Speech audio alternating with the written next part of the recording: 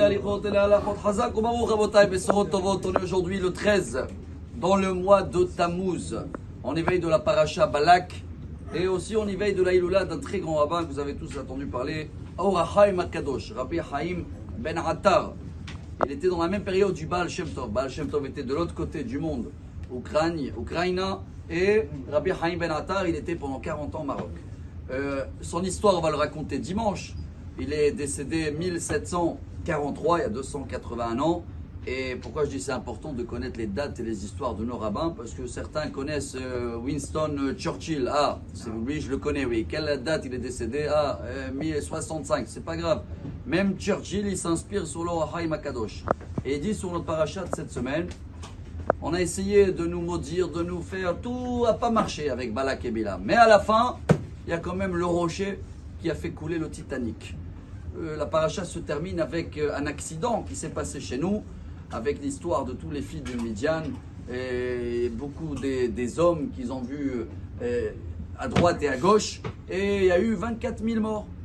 Et Or HaChaim HaKadosh nous apprend que l'endroit de l'accident, il s'appelle Vayeshev Ha'am Beshittim. Vayachel Ha'am Liznot. Shittim. Bon, c'est un nom d'un endroit, mais Or HaChaim HaKadosh il dit En Shittim El Alashon Shait. Shatu Ha'am Velaketu. Shait en hébreu, c'est le bateau. C'est dès que ils ont commencé à naviguer et ouvrir la fenêtre dans le bateau, l'eau il a coulé. Et l'Or HaChaim HaKadosh il dit on est toujours dans une période maintenant, je ne vais pas dire en français juin, juillet, août, je vais dire en hébreu Tammuz, Av, Elul, c'est une période, il fait chaud dehors. Alors si chacun il va malheureusement regarder à droite à gauche, Shait c'est ça, hein, il va naviguer, il va se croire en vacances et d'un coup il oublie d'apprécier ce qu'il a et il voit ce qu'ils ont les autres, etc. et comment lui il est habillé, comment les choses, et bah ça peut faire couler le bateau.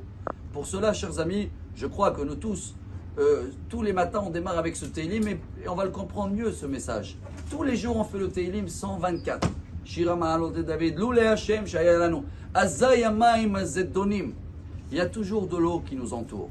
Et cette fois-ci, on va terminer avec Winston Churchill, que lui aussi, il s'est inspiré par la paracha de cette semaine. Et il nous apprend peut-être le plus beau message aujourd'hui pour nous, chers amis. Chacun de nous, c'est un bateau. Voilà. Les bateaux coulent jamais de l'eau qui les entoure. Dès que l'eau elle rentre à l'intérieur, c'est cuit. Alors il dit le roi David dans le Teilim 124, on a autour de nous beaucoup de l'eau, beaucoup des gens, beaucoup des ennemis ils veulent nous faire couler. Si toi tu ouvres pas la porte, si toi tu ouvres pas la fenêtre, si toi tu fais pas un trou dans le bateau, tu arrives à naviguer. Mais dès que tu as regardé à droite à gauche et c'est pas moi et tu t'es pris la tête trop et t'as pas su sortir toute la mauvaise eau de le bateau, tu t'es fait couler toi-même. Alors nous on apprend un message, Rabotai, peu importe autour de nous quel message, quelle information on écoute. Chaque fois que tu vois que c'est Maïm Zeddonim, c'est pas bon pour moi, c'est de l'eau compliquée, je renforce mon bateau, je navigue comme il faut. Je dépasse. Maintenant, attention, il faut savoir aussi pas naviguer dans des endroits qui sont bas. Tu peux être un Titanic, il y a un rocher. Il y a des fois des rochers. On s'éloigne des rochers. Ah, l'eau, elle est trop bas. Bah, la Torah elle nous apprend à avoir de la profondeur dans la vie. Plus tu as de la profondeur, les rochers, tu les oublies. L'eau qu'elle nous entoure, je ne les fais pas rentrer. Et dans ce cas-là, je navigue pour un très bon Shabbat. Amar Rabbi Elazar, Amar Rabbi Hanina.